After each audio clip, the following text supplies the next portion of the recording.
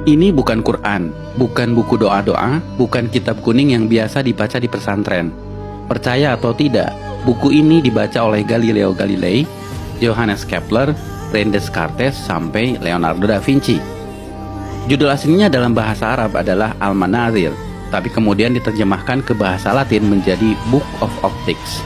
Ini adalah buku sains paling berpengaruh dalam sejarah sains di Eropa, bahkan seluruh dunia dalam bidang optik. Tanpa buku ini, mungkin sekarang tidak ada yang namanya kamera. Menariknya, buku ini usianya lebih dari 1000 tahun, tapi sampai sekarang masih relevan.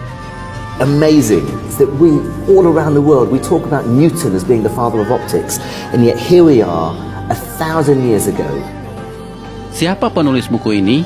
Orang Barat menyebutnya Al-Hazen, sebutan Latin untuk Al-Haytham. Ya, beliau adalah Ibnu Al-Haytham, seorang ilmuwan muslim di abad ke-11, di mana ketika itu Islam sedang dalam masa keemasannya.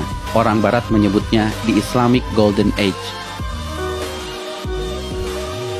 Allow me to introduce Ibn Al-Haytham, a great scientist whose ideas led to the invention of the camera. You invented the camera? Mungkin bagi kalian, Ibnu Al-Haytham bukan siapa-siapa. Bahkan banyak muslim yang tidak kenal beliau. Tapi di Eropa, beliau sangat terkenal, disejajarkan dengan Galileo dan Newton, karena beliau adalah peletak dasar ilmu tentang cahaya. Sehingga Ibnu Al-Haytham disebut sebagai The Fathers of Optics. Karena itu pada tahun 2015, UNESCO pernah mengadakan perayaan The International Year of Light untuk mengenang 1000 tahun karya Al-Haytham.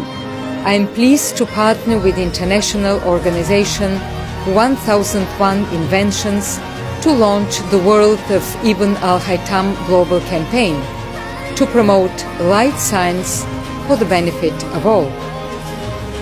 A groundbreaking scientist from 1000 years ago, the life and work of Ibn Al-Haytham have never been as relevant as they are today.